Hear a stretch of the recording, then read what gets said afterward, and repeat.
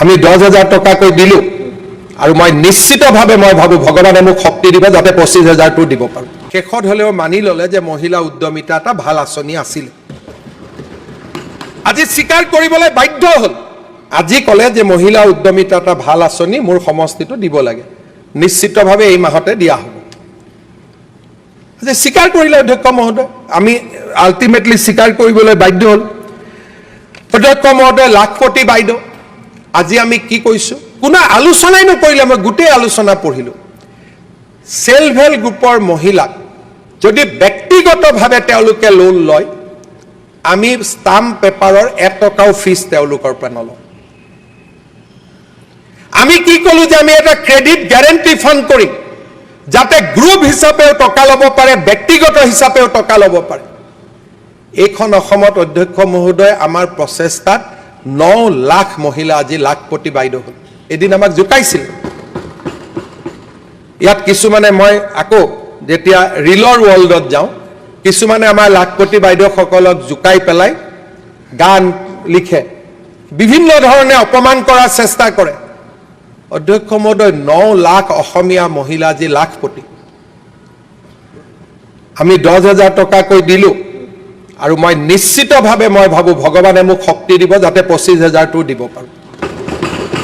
আমাৰ প্ৰতিশ্ৰুতি আমিয়ে মনত পেলাই আছোঁ। আগতে কোনো চৰকাৰ নাছিল, চবেই ইলেকশ্যনৰ সময়ত দিয়া কথাবোৰ পাহৰাব যত্ন কৰে। কিন্তু আজি আমি ইয়াতে মনত পেলাইছোঁ, জনগোষ্ঠীক আমি মাটিৰ পট্টা দিম। আমি পাহৰাব লাগিছিলে, কিন্তু আমি ওলোটাই মনত পেলালোঁ যে 30,000ক দিলোঁ, এই বছৰত 1.5 লাখক দিম আৰু 2 বছৰ 3 বছৰ ভিতৰত 3 লাখক দি আমাৰ চেছ কৰিম। আজি ইয়াত কৈছে UPS OPS কৰ্মচাৰী পৰিষদৰ আজিকালি যিমান নতুন কৰ্মী আছে তেওঁলোকতো NPSত থাকিব খোজে। ওলোটাই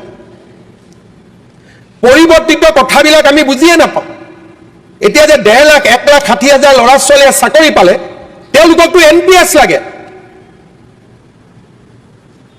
কাৰণ আফটাৰ ৰিটায়াৰমেণ্ট OPSতকৈ NPSে বহুত বেছি টকা দিব, আৰু যাক OPS লাগে তাৰ কাৰণে আমি UPSও কৰি দিছোঁ। যে NPS লাগিলে NPSলৈকে যাওক, UPS লাগিলে UPSত যাওক। এতিয়া মোক সোধে OPS কেতিয়া কৰিব কওক। যেতিয়া আমি NPS UPS চব কৰিয়ে দিলোঁ, কৰিব বাকী কি থাকিলে? হ'ব পাৰে যে কিছুমান ভেঞ্চাৰ স্কুলৰ শিক্ষক প্ৰাদেশিকৰণ হৈছিল, 2 বছৰ 3 বছৰ চাকৰি কৰিলে, তেওঁলোকে সুবিধা পোৱা নাই অৱসৰত, সেই বিষয়টো আলোচনা হ'ব পাৰে। আমিতো কেতিয়াও বেয়া নাপাওঁ। আজি আমি ইয়াত ক'লোঁ যে ভেঞ্চাৰ স্কুলৰ শিক্ষকসকলে ক'লে যে ডেট অফ এপইণ্টমেণ্ট বদলিব লাগে।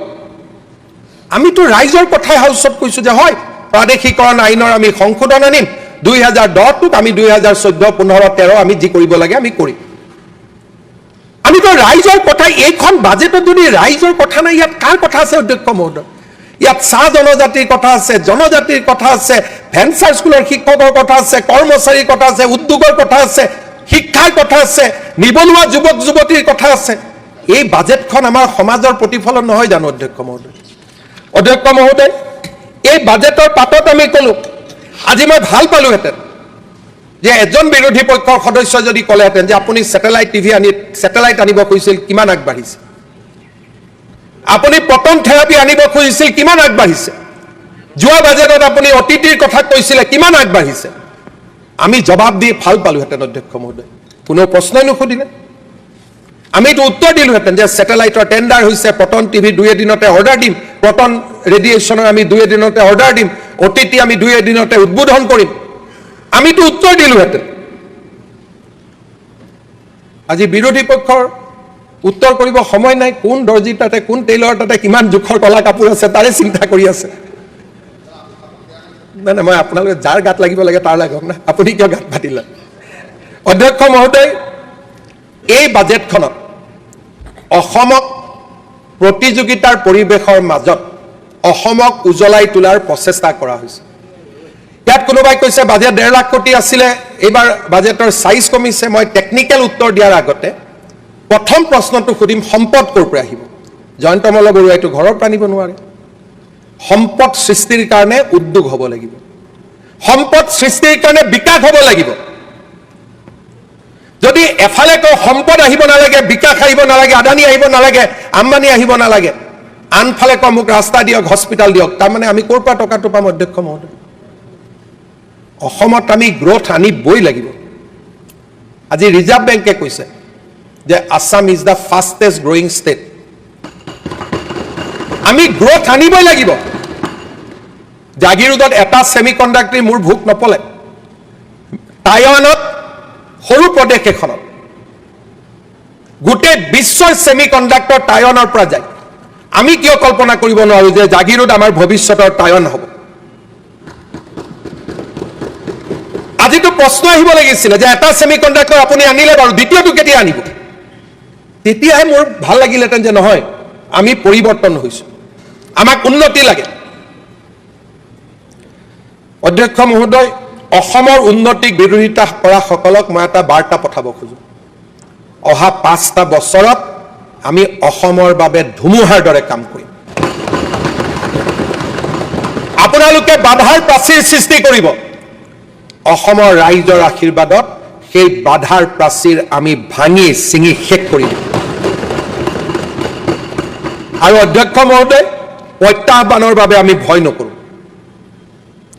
প্ৰত্যাহ্বানৰ মাজতো মথাউৰি পকী হ'ব আমাৰ সমষ্টিৰ ৰাস্তাও হ'ব আমাৰ স্কুলো হ'ব নিবনুৱা যুৱক যুৱতীয়ে কৰ্ম সংস্থাপন পাব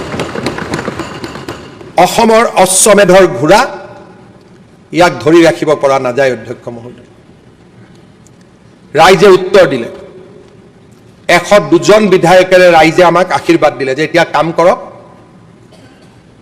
আৰু কাম কৰাৰ কাৰণে আমি ভোট দিছো আৰু অধ্যক্ষ মহোদয় নিশ্চিতভাৱে ৰাইজৰ আশীৰ্বাদৰ নিৰ্মালী আমি শিৰত লৈ অসমৰ ৰাইজৰ বাবে কাম কৰিম অসমৰ ৰাইজক আগুৱাই লৈ যোৱাৰ বাবে আমি নিজক আকৌ এবাৰ সমৰ্পণ কৰিম বিধায়কসকললৈ মোৰ 3টা 4টা পৰামৰ্শ আছে অধ্যক্ষ মহোদয় অসমক আমি কণী মাছ আৰু মাংসৰ ক্ষেত্ৰত আত্মনিৰ্ভৰ কৰি তুলিব পাৰোঁ সিন্ডিকেট শব্দটোৱে নোহোৱা হৈ যাব অধ্যক্ষ মহোদয়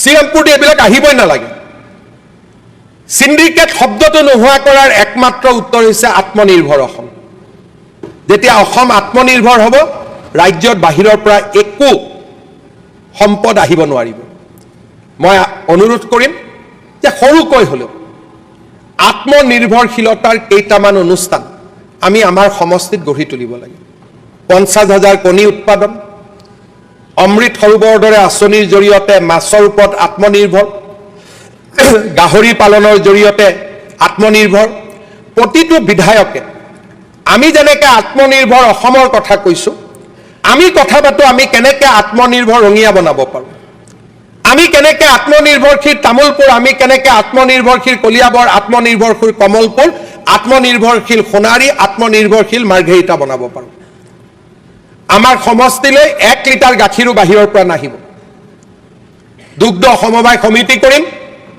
অখিল গগৈ ডাঙৰীয়াই কৈছে আমি 6 নম্বৰত হয় অধ্যক্ষ মহোদয় একেলগে এটা প্ৰতিযোগিতা কৰোঁ যে আমুলক আমি পৰাজিত কৰিম আৰু আমি 1 নম্বৰত যাম দুগ্ধ উৎপাদনৰ ক্ষেত্ৰত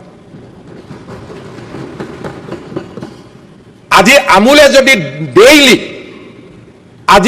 যদি ডেইলি 80 লাখৰ পৰা 1.5 কোটি লিটাৰ গাখীৰ উৎপাদন কৰিব পাৰে আমি অসমত অন্তত 50খন নিত্যানন্দ কেনেকৈ গঢ়ি তুলিব নোৱাৰো ডেফিনেটলি আমি পাৰিম অধ্যক্ষ মহোদয় মই আশা কৰিম যে আত্মনিৰ্ভৰ ভাৰত আত্মনিৰ্ভৰ অসম আৰু মোৰ আত্মনিৰ্ভৰ সমষ্টি মোৰ সমষ্টিত কাষৰ সমষ্টিৰ পৰা গাখীৰ নাহিব মোৰ সমষ্টিত কাষৰ সমষ্টিৰ পৰা কণী নাহিব মোৰ সমষ্টিত কাষৰ সমষ্টিৰ পৰা মাছ নাহিব মোৰ সমষ্টিত কাষৰ সমষ্টিৰ পৰা আলু নাহিব সবজি নাহিব একো নাহিব সব মোৰ সমষ্টিত নিৰ্মাণ হ'ব মই আমাৰ যুৱ বিধায়কসকল আন সকলোকে আত্মনিৰ্ভৰ সমষ্টিত এই প্ৰতিযোগিতালৈ আহ্বান জনাম চৰকাৰৰ পৰা যি সহায় লাগে আমি নিশ্চিতভাৱে সহায় কৰিম বিধায়কসকলক অনুৰোধ কৰিম চৰকাৰৰ উন্নয়নমূলক আঁচনিৰ বাবে প্ৰয়োজনীয় ভূমি চৰকাৰৰ ভূমিটো নাই ৰাইজৰ পৰাই ল'ব লাগিব ৰাইজে উচিত মূল্য পাব ৰাইজে অংশীদাৰিত্ব পাব আমি যাতে আঁচনি আহিলে ৰাইজৰ সহযোগিতাৰ পৰিৱেশ এটা নিৰ্মাণ কৰিব পাৰোঁ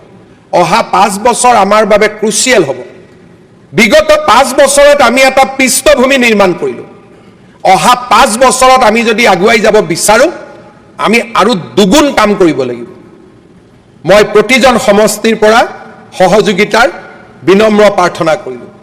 অধ্যক্ষ মহোদয়, আমাৰ অসমত জিলা